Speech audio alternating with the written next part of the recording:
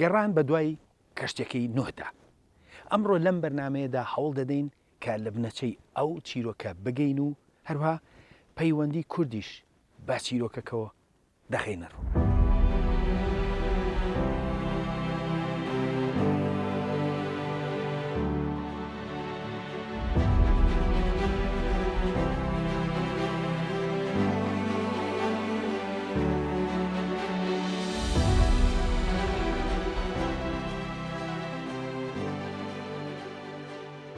لە سەرەتای شارستانیەتی مرۆڤایەتیەوە ئاماژە بە چیرۆکی لافایەک و کەشتێک دەکرێت. ئەم چیرۆکە سەرەتا لە دەقە دێرینەکانی مێسۆپۆتامیادا تۆماکرا و دواتریش لە پەرتووکە ئاینەکاندا دەردەکەوێت. جابا بەیەکەوە بزانین ئەم چیرۆکە چۆن وردە وردە تۆمارکرا و بە کام چیاوە گرێدراوە و هەروها پەیوەندی بە کوردەوە چییە؟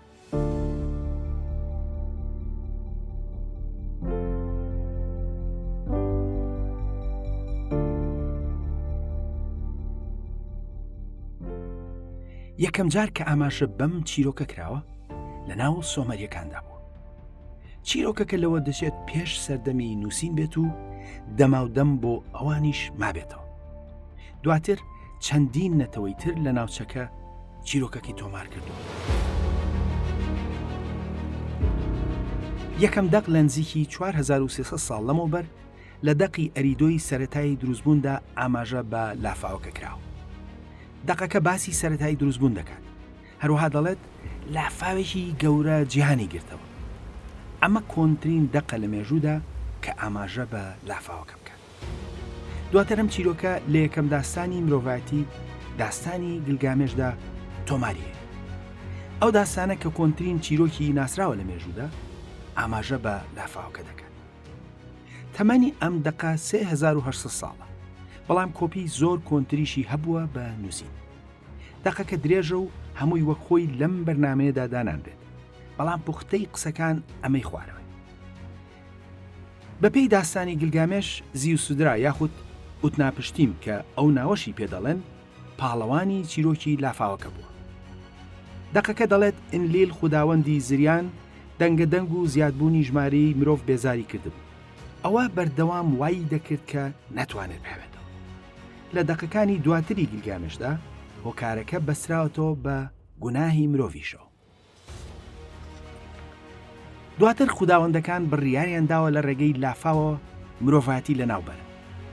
بەڵام خوداوەند لە خەودا ئوتناپشتیم یاخود زی و سودرا ئاگادار دەکاتەوە و ڕێنمایی پێدەدات کە کەشتیەک دروست بکات. ئوتناپشتیم کەشتێکی گەورەی دروست کرد. بە خێزان و ئاژەڵەکانەوە چوون نای.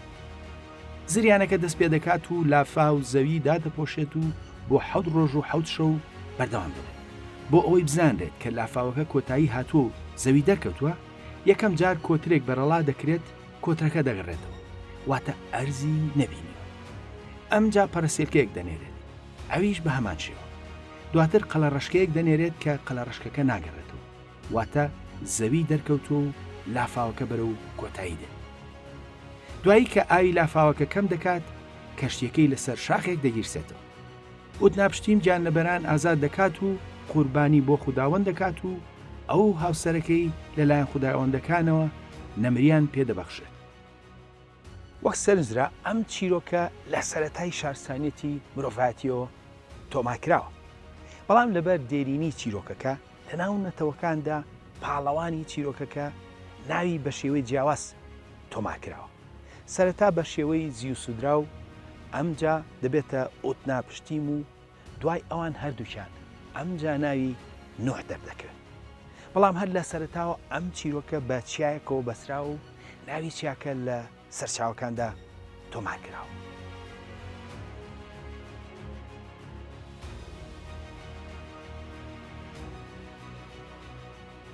لە هەندێک لە چیرۆکە دێرینەکاندا ناوی هیچ چیایەک نایەت. بەڵام بۆ یەکەم جار لە داستانی گلگامێشدا نزیکی 3800 ساڵ لەمەوبەر ناوی چیایەک دێت بە ناوی چیای نیسیر کە دوای لافاوەکە کەشتیەکەی ئوتناپشتیمی پێوە گیرساوەتەوە. سەر ڕاوی کە لە داستانەکەدا شوێنی چیای نسیر نازانرێت، بەڵام دواتر لە دەقی سەربازی ئاشوریەکاندا نزیکی 1000 ساڵ دوای ئەوە ناوی چیاکە و شوێنەکەی لەلایەن پادشای ئاشووری ئاشوور ناسرپاڵی دووەم دێت. ئەو لە کەمپینێکی سەربازیدا کە دێتە ناوچەی زاموە سلێمانی ئەمڕۆ ئاماژە بەوە دەکات.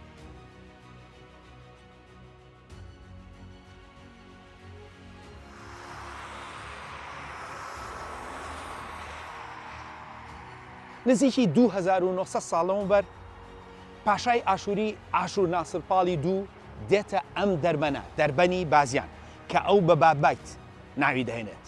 ئەو دەڵێت خەڵکی ناوچەکە لێرە لەم دەربەنە سوپایەکی بەهێزیان کۆکردووە و هەروەها دیوارێکیان هەڵچنی بوو بە ئامانجی ڕێگریکردن لە سوپای ئاشووری. بەڵام دواتر ئاشووریەکان ئەم سوپایە دەشکێن و ڕوو دەکەنە ناوچەکە و بەپێی ئاشوور ناسرپاڵ ئەوان دەچنە ناو شاری بازیان کە ئایا هەمان ئەو بازیانەیە کە دەکەوێتە پشتی ئەم دەربەنەوەیان نا ئەویان دڵنیانی.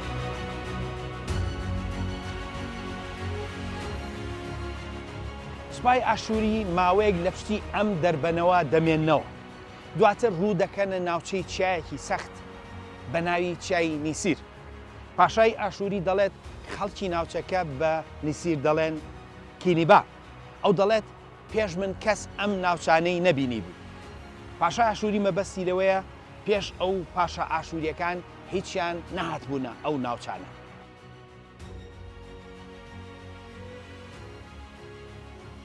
واتە پاشای ئاشووری دوای تێپەڕبوون بە بازیاندا ئاماژە بە چیای نیسیر دەکات.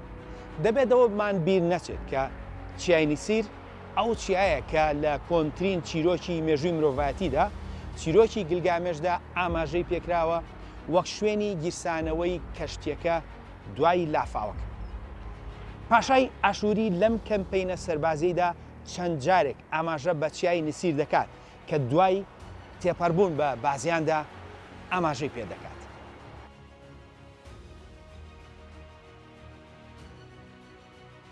واتە چیای نسیر نزیک بووە لە دەربەندی بازیان و بەرزترین و نزیکترین چیای بەرز لەم ناوچەیە چیای پیرەمەگرونە و زۆرینەی توێژەرەوان لە سەر ئەوە کۆ کرد کە چیای پیرەمەگرون هەر چیای نیسیرە.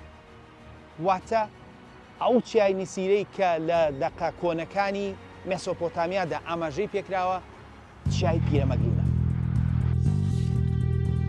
ئەم چیایە دەکەوێتە نزیک شاری سلێمانی و نزیکی 700 ساڵێک لەمەوبەر دوای ئەوەی کە پیری یارسانی پیرەمەگرون کۆچی دوایی دەکات لەوێ دەنێژێت و لە بەرمەزنی کەسایەتیەکە ناوی چیاکە دەگۆڕێت بۆ پیرەمەگرون و ئەمڕۆ گۆڕی زانای کورد تۆفیق وەپیش لەوێ لە نزیک گۆڕی پیرەمەگرونە. وەک سەرنجرا چیرۆکی کەشتیەکەی نوح و لافاوەکە چیرۆکێکی دێرینە و بۆ سەردەمی پێشداهێنانی نووسین دەگەڕێتەوە. ئەم چیرۆکە دەما و دەم گێڕاوەتەوە. ئەوە وای کردووە کە بە شێوەی جیاواز ئەم چیرۆکە تۆمار کرێت. هەر لەبەر ئەوەشە هەر ناوی چیرۆکەکە نییە کە بە شێوەی جیاواز تۆمارکراوە، بەڵکو ناوی نوحیش شێوەی جیاوازی هەیە. هەروەها ئەو چیایش کە بە چیرۆکەکەوە بەندە لە شوێنی جیاوازدایە و هەروەها چەند چیایەکی جیاوازیشە. جگەر لە چیای نیسیر کە ئەمڕۆ بە پیرەمەگرون دەناسرێت، یەکێک لە چیاکانی ترکە بەم چیرۆکەوە بەسراوەتەوە چیای ئاگری یاخود ئاراراتە کە دەکەوێتە باکووری کوردستانەوە. ئەم چیایە ناوە کوردیەکەی ئاگری پێدەچێت پەیوەست بێت بە گرکانەکەیەوە کە لە ڕابردوودا هەڵچووە. ناوی ئەرارات دەبەسرێتەوە بە ئوراروتیەکانەوە کە لەو ناوچانەدا حکومڕان بوو. لەم بەرنمەیەدا کە دەڵێن ئاگری مەبەست لە چیای ئەراراتە و کە دەژڵێن ئەرارات مەبەست لە چیای ئاگریە. لە ڕاستیدا پێش باسکردنی چیای ئاگری لە تەوراتدا پێشتر لە سەرچاوە بابلیەکاندا ئاماژەی پێکراوە. چیرۆکی دۆزینەوەی ئەم زانیاریش لەم چەند ساڵانەدا بوو بە سەردێڕی هەواڵەکانی جیهان. ئەم تاتاقوڕە نەخشەی بابل و ڕووبارەکان و چیاکانی باکووری مێسۆپۆتامیای تێدایە کە کوردستانی ئەمڕۆیە. تاتەقوڕەکە بۆ نزیکی 100 ساڵ بوو لە مۆزەخانەی بەریتانی بوو، هەتاوەکو توێژەرێک پارچەگڵێکی دۆزیەوە کە ڕێک بەشێک لە چیرۆکی تاتەقوڕەکەی تەواو دەکەن. ئەمە بووە هۆی ڕوونکردنەوەی زیاتری نەخشەکە و ئاشنابوونی. بەپێی زانیاریە نوێەکە لە نەخشەکەدا ئاماژە بە چیای ئەرارات دەکرێت لە باکووری کوردستان کە بە ئاگری دەناسرێت لەلایەن کوردەوە. واتە لە نەخشەیەکی 2700 ساڵیدا ئاماژە بە چیرۆکی لافاوەکە و کەشتیەکە و چیاکە کراوە. لەو چیرۆکەدا دەڵێت ئێستاکەش پارچەی کەشتیەکە لەوێ ماوە. بەو جۆرە چیای ئاگری یاخود ئەرارات وەک شوێنی کەشتیەکە لەسەر ئەو نەخشە کۆنە دەستنیشان کراوە و ئاماژە بە چیرۆکی نوحکراوە و دەڵێت کە پارچەی کەشتیەکە هێشتا لەسەر چیاکە ماوە، بێ ئەوەی ناوی خاوەن کەشتیەکە ڕوون بێت لەبەرەوەی کە بەشێکی بەرچاوی شکاو. وەک سەرنجرا کۆنترین چیاکە بەم چیرۆکەوە بەسراوە چیرۆکی کەشتەکەی نوح چیای پیرەمەگرونە، بەڵام دواتر لە سەرچاوە بابلیەکاندا ئاماژە بە چیای ئاگری یاخود ئەرارات دەکرێت لە باکووری کوردستان. ئەم چیرۆکە بەدەیان شێوەی جیاواز دواتر تۆمار کراوە و نزیکی 2000 ساڵ لەموبەر ئاماژە بە چیرۆکە کراوە. ئەم مێژوونووسە 2000 ساڵ لەموبەر چیای ئاگری یاخود ئەرارات لەگەڵ چیایەکی تردا تێکەڵ دەکات.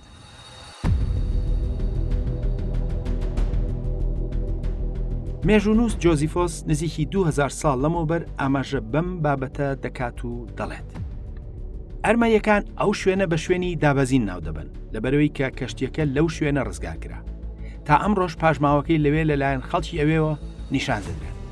دواتر جۆزیفۆس بەردەوام دەبێت و قسەی مێژوونووسانی پێشخۆی دەگێڕێتەوە و دەڵێت هەموو مێژوونووسە بێگانەکان باسی ئەم لافا و کەشتیە دەکەن. لە نێوانیاندا بیرۆسۆسی کلدانی هەیە. ئەو کاتێک باسی بارودۆخی لافاوەکە دەکات بەم شێوەیە درێژە بە قسەکانی دەدات.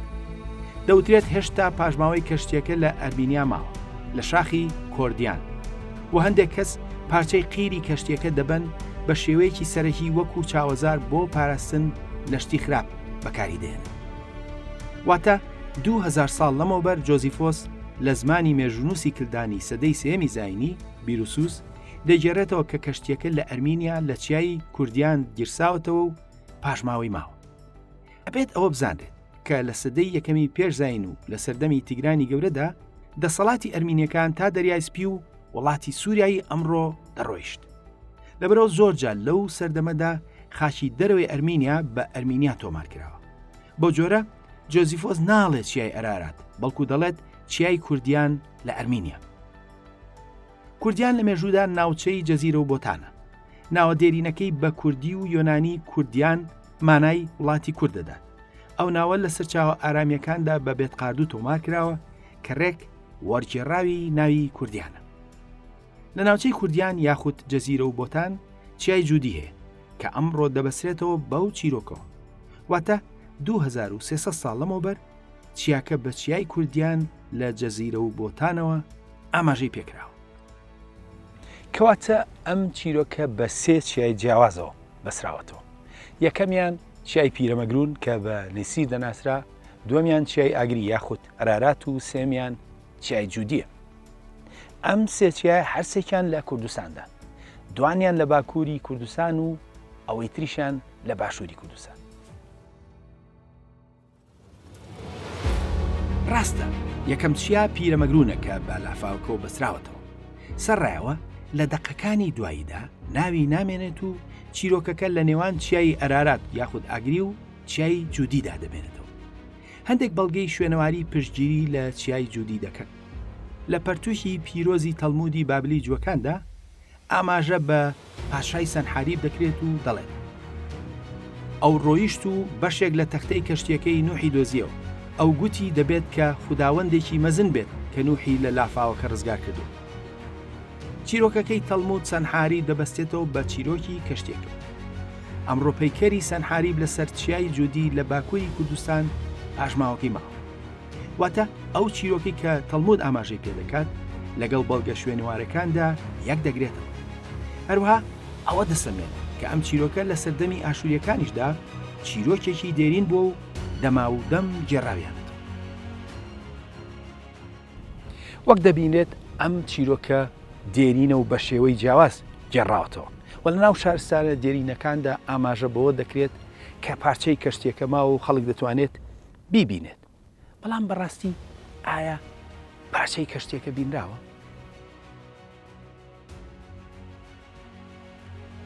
سەرنج دەدرێت کە لە یەکەم نەخشەی جیهاندا کە تەمەنی 2700 ساڵە ئاماژە بە پاشماوەی کەشتیەکە کراوە لە چیای ئەرارات یان ئاگری. هەروەها 2000 ساڵ لەمەوە بەریش جۆزیفۆسی مێژوونووس دەڵێت ئێستا کەش پارچەی کەشتیەکە لەوێ ماوە. ئەو لە زمانی خەڵک دەیگێڕێتەوە نەک بینی بێتی. ئەوە جگەلەوەی کە لە پەرتووکی جوەکاندا دەڵێت کە سەنحاریب بە پیرۆز کەشتیەکەی سێر کرد. ئەم بۆچوونانە بەردەوام بوو. بۆ نمونە کەسایەتی ئاینی کریستیانی ئیپیفانیۆسی سالامیس کە لە سەدەی 4دا ژیاوە دەڵێت هەتاوەکو ئەمڕۆ پاژماوەی کەشتیەکە لە چیایەک لە کاردایی ماوە. دواتر دەڵێت ئەگەر کەسێک هەوڵ بدات بیدۆزێتەوە لەوێ ئەوە ئەو شوێنە دەدۆزرێتەوە کە نوح دوای لافاوەکە تێیدا ماوەتەوە. هەروەها لە سەرەتای سەدەی سێهەمدا کەسایەتی مێژووی کریستیان هیپۆلیتەس زانیاری هاوشێوەی ئەوەی قورئان دەدا لەسەر چیاکە کە دواتر ئاماژەی پێدەکەین. ئەو دوای ئەوەی کە ئاماژە بە نوح دەکات و کە گوایە کەشتیەکەی 5 مانگ سوڕاوەتەوە و دواتر لەسەر چیای کاردوو گیرساوەتەوە، ئەمجا ئاماژە بە شوێنی چیای کاردوو دەکات و دەڵێت سەبارەت بە چیای کاردوو یاخود قاردوو ئەو چیایە لە ڕۆژهەڵاتە. لە خاکی کوڕەکانی ڕەبان و ڕۆژهەڵاتیەکان پێی دەڵێن گۆداش. عەرەب و فارس پێی دەڵێن ئەرارات. لەوێ شارۆچکەیەک هەیە ناوی کاردووە و گردێک بە ناویەوە هەیە کە زۆر سەختە و هەڵدێرە کە کەس نەیتوانیوە بگاتە لووتکەکەی. دواتر ئەم کەسایەتیە دەڵێت لەوێ هێشتا پاژماوەی کەشتێکە ماوە. لە دوای گەشەسەندنی ئاینی کریستیانی دیسان بابەتەکە هاتەوە ناوان. بۆ نمونە لە سەدەی 5ەمی زاینیدا قەشەی باڵا یعقوبی نوسەیبی بە دوای کەشتێکە داگەڕا. یعقوب لەگەڵ هاوڵانی داچوونە ناوچەی کاردۆک بە قسەی سەرچاوەکان کە بە قاردوش دەناسرا کار لای چیای جودیە و ناوچەی جەزیرە و بۆتان بوو. بەپێی گێڕانەوەکەی ئەو سەردەمە لە کاتێکدا ئەو قەشەیە خەوی لێکەوت بوو لە سەرچیاکە فریشتەیەک سەردانی دەکات و پێی دەڵێت زیاتر مەچۆرە سەرەوە. لەبری ئەوە فریشتەکە پارچێک لە تەختەی کەشتێکەی پێدەدات. یعقوب پارچە تەختەکە دەهێنێتەوە شار کە بە پارێزرایی مابوو چەند کەسایەتێکی تری کریستیان چیرۆکی هاوشێوە دەژێرنەوە. دوای ئەو چیرۆکانە ئەمجا لە قورئاندا ئاەتێک ئاماژە بە شاخی جودی دەکات وەک شوێنی کەشتێکە کاتێک کە دەڵێت وقيل يا أرضي ابلعي مائك ويا سماء اقلعي وغيض الماء وقضي الأمر واستوت على الجود وقيل بعدا للقوم الظالمين. دوای دەرکەوتنی ئیسلام و قورئان ئەمجا سەرچاوەکانی سەردەمی ئیسلامیش ئاماژەی پێ دەکەن. بۆ نمونە مێژوونووسی کورد ئەبوو حەنیفەی دینەوەری لە سەدەی نۆهەمدا ئاماژە بەمە دەکات و دەڵێت پاشان خوددا نوح سڵاوی لەسەر بێت بۆ خەڵکی سەردەمی خۆی نرد و شوێنی نیشتەجێبوونی لە خاکی عێراق بوو. نوح کوڕی لاماک کوڕی مەتوشلخ بوو. خەڵکەکە دژی وەستان و خوددا ئەوانی خنکات. بەڵام نوح و ئەوانەی لەگەڵیدا بوون لە کەشتێکەدا ڕزگار کران. شوێری گیرسانەوەی کەشتێکە لەسەر لووتکەی جودی بوو کە چیای باقەردا و بازەردایە لە خاکی جەزیرە. دەبینین دینەوەری شوێنەکە ڕێک دەبەستێتەوە بە ناوچەی جەزیرە و بۆتان و لە کاتێدا ناوی چیاکە بە جودی دەهێنێت بەڵام سەر بە چیای باقەردایە. باقەردا گۆڕایی بێتقاردووی ئارامیە کە ئەمانای شوێنی کوردەدات. هەر بۆیە لە زمانی یۆنانیشدا ئەم شوێنە بە کوردیان گۆردیان ناوی هاتووە کە ئەویش لە دوو بەش پێک هاتووە کورد لەگەڵ یان واتە جێگە یاخود شوێنی کورد. ئاماژەکردن بەوەی کەشتێکە لەوێ بووە هەزاران ساڵ دێرینە و هەوڵی دۆزینەوەی کەشتێکەش نزیکی 1500 ساڵە بەردەوام. لە ڕاستیدا هەتا ئەم 10 ساڵی دواییش هەوڵ دراوە بۆ دۆزینەوەی. هەموو گەشتەکان بە شێوەیەکی نامۆ و کۆتاییان دێت و هیچیان وەڵامی ڕوونی بابەتەکە نادەنەوە. ئەویش لەبەرەوەی کە هیچیان چنگ نەکەوتووە و ناکەوێت. بەڵام هیچ کام لەو هەوڵانش نایەنەوێت خۆیان و خەڵک ناومێت بکەن. گەشتەکان هاوشێوەی یعقوبی نوسەیبی کە گوتوێتی فریشتەیەک پارچێک لە کەشتێکەی پێداوە و بە چیرۆشێکی نامۆی هاوشێوە کۆتایی پێدەهێنن. ئەوەی کە بۆ ئامانجی ئەم بەرنامەیە گرنگە بەهۆی دێرینی و ڕەسەنی کورد لە ناوچەکەدا ئەم چیرۆکە دێرینانە بە شێوەیەک لە شێوەکان بە تایبەت چیای جووتی بەسراوەتەوە بە کوردەوە. کەواتە چیرۆکەکان دێرین و هەمەڕەنگن بەڵام جگە لەوەی کە چیاکان هەمووی لە کوردستاندان چیای جوودی بە تایبەت ناوەکەی بەسراوەتەوە بە ناوی نەتەوەی کوردەوە.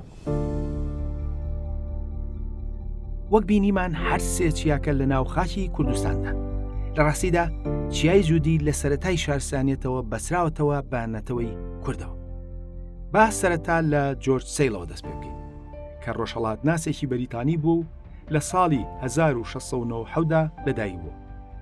ئەو لە ساڵی 1734دا قورئانی کردووە بە زمانی ئینگلیزی. لە پەرتوکەکەیدا بە ناونیشانی قورئان کاتێک کە دەگاتە بابەتی چیای جوودی ئەو ئاماژە بەوە دەکات کە ناوەکانی گاردوو، کاردوو ئاماژەن بە هەمان چیا و لە ناوی نەتەوەی کوردەوە هاتوون و یۆنانیەکان کردویانە بە گۆردایی. ئەمجا دەڵێت عارەب جگەل لەو ناوە ناوی گیۆردی لەگەڵ جۆردی بەکاردێنن بۆ هەمان چیە، واتە ئەویش ئەو ڕاستیە دووپات دەکاتەوە کە ناوی کاردوو، جوودی و گۆردی ئاماژەن بە ناوی نەتەوەی کورد و هەر هەمان ناون بۆ چیاکەش. ئەم ڕاستیە سەرچاوی زۆر دێرینتری لە پشتە. ناوچەی جەزیرە و بۆتان نزیکی 5,000 ساڵ لەمەوبەر لای سۆمەریەکان بە کارداناوی هاتووە. لە سەردەمی میتانیەکاندا ناوەکەی بە شێوەی دەوڵەتە شاری کووردا ناوی هاتووە و پاشاکەی پێی گوتراوە شەر کووردا کە بە زمانی هوری مانای پاشای کووردە دەدات و بە زمانی ئەمڕۆژ سەر کووردە هەر ماناکەی نزیکە. ئەم ناوە لە سەرچاوی ئاشووریدا دەکرێتە خاکی کورتێ. دواتر کە یۆنانیەکان بەوێدا دێن سەرەتا بە کاردووخ ناوی دەهێنن، بەڵام لە دوای هاتنی ئەسکەندەر و تێکەڵابوونی یۆنانیەکان لەگەڵ کورد ناوەکە نزیک دەبێتەوە لە ناوە ڕەسەنە کوردیەکە بە شێوەی کوردیان یاخود گۆردیان. ناوەکەی بەو جۆرە دەمێنێتەوە هەتاوەکو عەرەبەکان دێنە ناوچەکە و لەژێر کاریگەری زمانی ئەواندا دەکرێتە جزیرێ کە شێوەی کوردی وشەی دورگە جەزیرەی عەرەبی. ئەوەش بەهۆی ئەوەی کە ناوچەکە بەگشتی دەکەوێتە نێوان دوو ڕووبارەوە.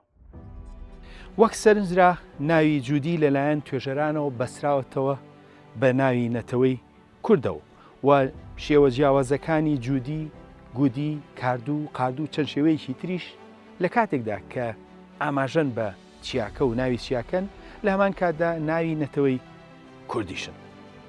جگەلەوە چەند ئەفسانە و چیرۆکێکی تر بەم بابەتەوە گرێدراوە. تەنانەت ئەفسانەی دروستبوونی نەتەوەی کورد و زمانەکەی بەم چیرۆکی لافاوەکە گرێدراوە.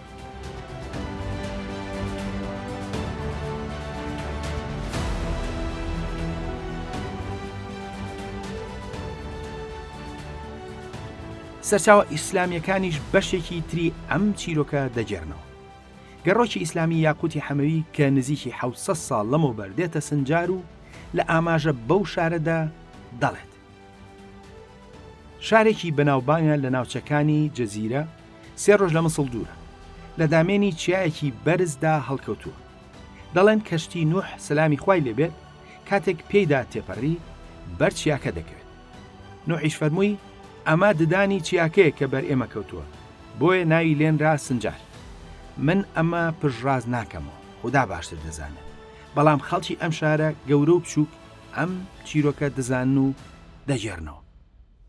یاقوت دەوێت مانایەکی عەرەبی بدات بە ناوی سنجار گوایە لە وشەی سنەوە هاتووە کە مانای ددان دەدات لە عەرەبیدا، بەڵام ناوی شنگار هەزاران ساڵ پێش دەرکەوتنی نەتەوەی عەرەبە لە مێژوودا. لە ڕاستیدا هەتاوەکو ئەمڕۆژ ئەو چیرۆکەی یاقوتی حەمەوی ئاماژەی پێدەکات بەشێکی وەک خۆی لە ناو ئێزدیەکاندا دەجێرنەوە. ئەوان دەڵێن لەو کاتەدا کە ئاو بەرز بوو و کەشتیەکە سەر ئاو دەکەوت هاتە سەر شاخی شنگار. کەشتیەکە بەری کەوت و کون بوو. دواتر مارێک خۆی پەپکە کرد و کوونەکەی گرت.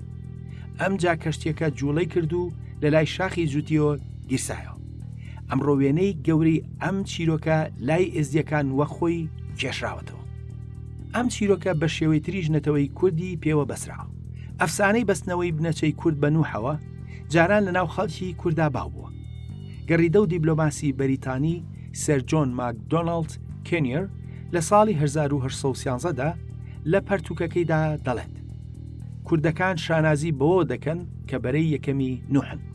کورد ئەو قسەی لە خۆی نەکردووە، دیارە ئاماژەی بە تەورات کردووە، لەبەرەوەی کە لە تەوراتدا ناوی مادەکان هاتووە وەک بەرەی نوح.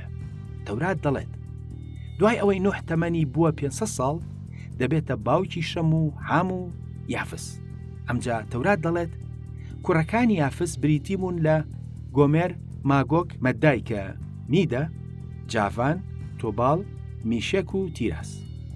ئەم چیرۆکە گەڕۆکی تورک ئەولیا چەلەبی نزیکی 400 ساڵ لەمەوبەر زۆر بە وردی ئاماژەی پێدەکات و هەروەها ئەفسانەی دروستبوونی نەتەوەی کورد و زاراوەکانیشی دەبەستێتەوە بەو چیرۆکەوە و ئەو دەڵێت بەپێی مێژوونوز مەقدیزی یەکەم شار کە دوای لافاوەکەی نوح دروست کراوە شاری جودی بووە. ئەنجا قەڵای سنجار و مەیفارقین. شاری جودی لەلایەن مەلیک کوردیم پاشای کوردان دروست کراوە کە سەر بە کۆمەڵگەی پێغەمبەر نوح بووە. پیاوێک کە بەلایەنی کەمەوە 600 ساڵ ژیاوە و بە درێژایی و پانایی کوردستاندا گەڕاوە. کاتێک کە گەیشتۆتە مەیفارقین حەزی لە کەش و هەواکەی کردووە و لەوێ نیشتەجێ بووە و بەرەو منداڵێکی زۆری خستۆتەوە. ئەو زمانێکی لە خۆی داهێنا کە جودا بوو لە زمانی عیبری. ئەو زمانە نە عیبریە، نە عەرەبی، نە فارسی، نە دەری یان پەهلەویە. هێشتا پێی دەڵێن زمانی کوردیم، واتە کوردان. بەو جۆرە زمانی کوردی کە لە مەیفارقین داهێنراوە و ئێستا لە هەموو کوردستاندا پێ دەدوێن، ناوەکەی دەگەڕێتەوە بۆ مەلیک کوردیم کە سەر بە خەڵکی نوح بووە. لەبەرەوەی کە کوردستان خاچێکی بێکۆتایی ڕقانی و چیاییە، بەلایەنی کەمەوە بە 12 جۆری جیاوازی کوردی قسە دەکرێت کە لە گۆکردن و شەسازیدا لە یەکتری جیاوازن. بەو جۆرە زۆربەی جار پێویستیان بە وەرگێڕە بۆ ئەوەی کە لە وشەکانی یەکتری تێبگەن. دەبینێت ڕاستە ئەولیا چەلەبی وەک ئەفسانە ئەو چیرۆکە دەجێڕێتەوە، بەڵام لە پشتی ئەفسانەکەەوە مێژوویەک دەردەکەوێت. وەک پێشتر ئاماژەمان پێکرد، نازناوی پاشای جەزیرە و بۆتان بە میتانی شەرکوردە بووە کە ئەمڕۆ بە سەرکوردە مانای سەرکردەی کوردەدات. ئەوە جگە لەوەی کە لە سەردەمی سۆمەریەکاندا بە خاچی گاردا ناوی هاتووە. ئەولیا چەلەبیش ئەوە دەڵێت. ئەو دەڵێت پاش لافاوەکە پاشای کورد شاری جودی دروست کردووە کە سەر بە کۆمەڵگەی نوح بووە. دواتر قەڵای مەیفارقین و سنجاری دروست کردووە و لەوێوە زمانی کوردی زاراوەکانی جودا بوونەتەوە و بڵاوبوونەتەوە. چیرۆکی نوح جاران کاریگەریەکی گەورەی لەسەر خەڵک هێشتا مابوو. لە ساڵی 1914دا قەشەی بەریتانی ویگرام دێتە دامێنی چیای جودی و ئەو سەرەتا ئاماژە بە چیاکە و دواتر باسی قوربانی نوح دەکات کە پەیڕەوانی هەموو ئاینەکان لەو ناوچەیە پابەند بوون پێوە و دەڵێت کریسیانی هەموو نەتەوە مەسەبەکان، موسڵمانەکانی هەردوو جۆری شیعە و سوننە، مەنداییەکان، جووەکان و تەنانەت ئێزدیەکانیش لەوێن. هەر گروپێک مەڕێگیان بزنێک بۆ قوربانی دەهێن و بۆ یەک ڕۆژ ئاشتی خودا هەیە. تەنانەت لە کوردستانی ئالۆزیشدا و دووکەڵی سەدان قوربانی جارێکی تر لە سەر قوربانگەی کۆن بەرز دەبێتەوە. لە خواردتر لەسەر لێواری گردەکە و نزیک لە گوندی نەسۆری حەسانە هێشتا خەڵک ئاماژە بە گۆڕی نوح و ڕازەکەی دەکەن. هەرچەندە ئێستاکە سەیرە وڵەم شەراب بەرهەم نایەنێت، تیرەکەی ئەو ڕەزە تەنها بۆ دۆشاو بەکاردێت. چیرۆکی نوح بەم شێوەیە بوو. سەر ڕای جیاوازی گێڕانەوەکان، بەڵام هەر سێچیا سەرەکیەکەی کە بەم چیرۆکەوە بەسراون لە خاکی کوردستاندان و بنەچەی ئەفسانەی نەتەوەی کورد و زمانەکەی گرێدرایی ئەم چیرۆکە دێرینن. وەک لەم بەرنامەیەدا ڕوون بووە، لە سەرەتای شارستانیەتەوە چیرۆکی نوح تۆمارکراوە. ئەم چیرۆکە لە سەردەمی جیاواز و بە شێوەی جیاواز بۆ هەزاران ساڵ تۆماری هەبووە. دواتریش لە پەرتوکە ئاینیەکاندا دەکەوێتە ڕوو. ئەم چیرۆکە بووەتە بە مایەی مشتومڕ لە نێوان زاناکان و کەسایەتی ئاینەکاندا. زاناکان پێیان وایە کەمە ئەفسانەیەکی دێرینی ناوچەکەی و دەما و دەمگێڕاوەتەوە و بە شێوەی جیاواز تۆماری هەیە. لە کاتێکدا کەسایەتی ئاینیەکان وەک لافاوێک دەیبینن کە لە ئەنجامی نەفرەتی خوداوەندا ڕوویداوە. ئەم جیاوازی بۆ چوونە بەردەوامە و ئامانجی ئەم بەرنامە یەکلاکردنەوەی ئەو جیاوازیە نەبوو، بەڵکو پەیوەندی چیرۆکە بوو بە کوردستانەوە. ئەوەی کە ڕوونە چیرۆکە دێرینەکانی ناو پەرتوکە ئاینیەکان و شارستانە دێرینەکان گرێدراوی نەتەوەی کورد و خاکی کوردستانە. سێ چیا لە پەیوەست بەم چیرۆکەدا ئاماژەیان پێکراوە کە لە کوردستاندان و ئەوانیش چیاکانی پیرەمەگرون و جودی و ئاگرین. بەڵام هەرچیاکان نین کە پەیوەستن بەم چیرۆکەوە، بەڵکو ئەفسانەی دروستبوونی نەتەوەی کورد و زمانەکەی پەیوەستە بەم چیرۆکەوە. سەرڕایەوە لە جیهاندا هەرگیز نەتەوەی کورد لە پەیوەست بەم چیرۆکانەدا ئاماژەی پێ ناکرێت. بەرنامەی خۆناسین لە هەوڵیەوەدایە ئەم ڕاستیانە بە پشتبەستن بە بەڵگەی زانستی بخاتە ڕوو. تا بەرنامەیەکی تر خواتان لەگەڵ.